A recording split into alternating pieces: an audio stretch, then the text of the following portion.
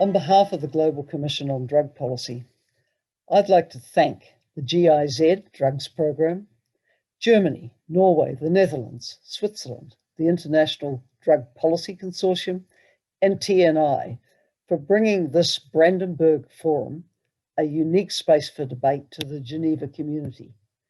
Geneva is the world capital for the human rights and global health international organizations.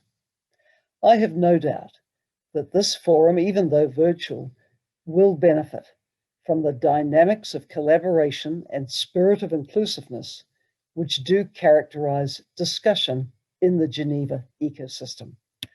On the issue of drugs and drug policy reform, those same dynamics and that same inclusiveness now need to be nurtured and strengthened between the international mandates based in Vienna and Geneva, respectively. Drug policy issues, of course, are horizontal and cross-cutting issues through a range of the United Nations mandates.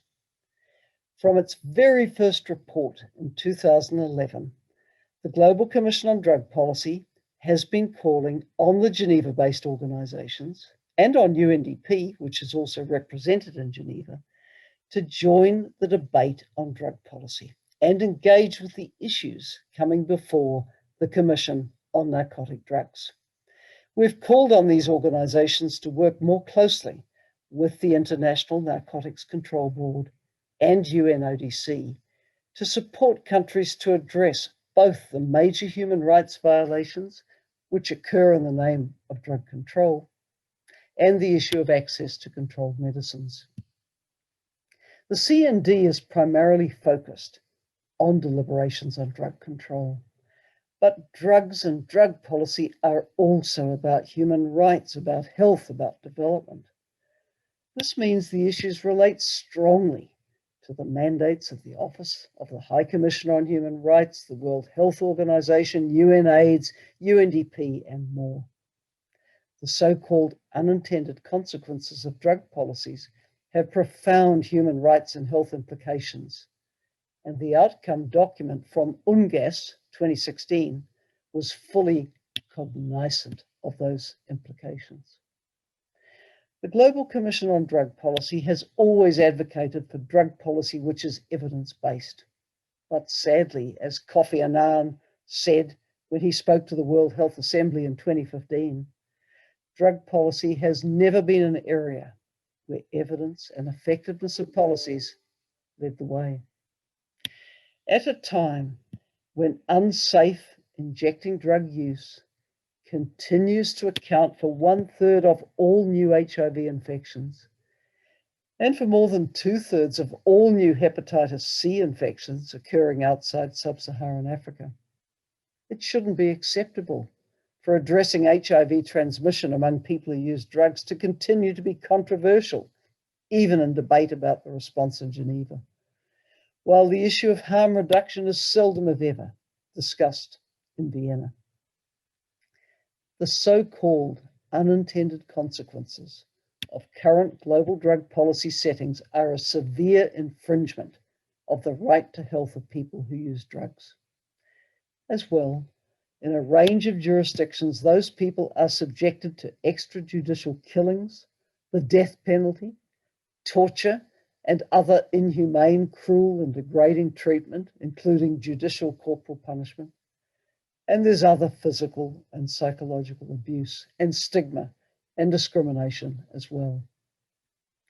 It's now over a decade since these so-called unintended consequences of drug policies were identified, without there being any significant change in the way in which the Commission on Narcotic Drugs approaches drug policy. Our Global Commission thinks that a balanced approach to drugs and drug policy won't be achieved until there's stronger collaboration across organizations in the UN system. A stronger Vienna-Geneva dialogue is vital for formulating consistent and effective global responses to the challenges related to drugs. Currently, these issues are debated in parallel locations and in silos. The Global Commission is also keen to see human rights and health-related indicators included in the annual World Drug Report. to ensure that it offers a comprehensive overview of what's actually happening. In the era of the Sustainable Development Goals, it's widely acknowledged that social, economic, and environmental policies are interlinked, that no technical body or agency should claim an exclusive mandate on any complex policy area. Take, for example, the opioid overdose crisis in the United States, or the extrajudicial killings of people using drugs in the Philippines. Are these issues of interest only to one or another UN agency? Or wouldn't the world benefit from joint approaches across the UN system, as is actually envisaged in the common position on drug policy, which has been agreed by the UN Chief Executive's Board? A former executive director at UNODC once said that the global drug conventions, quote, are not about waging a war on drugs, but rather about protecting the health and welfare of mankind. Such protection of humankind is critical to advancing the Sustainable Development Goals. Putting human rights and health and well-being at the very heart of drug policies would assist access to controlled medicines for those in need and would help those left behind in some of the world's most marginalized communities. So, the members of the Global Commission on Drug Policy call on all of you, from governments and from civil society, to continue dialogue on these issues so that inclusive and effective drug policies centered on people's needs and rights can be developed. Thank you.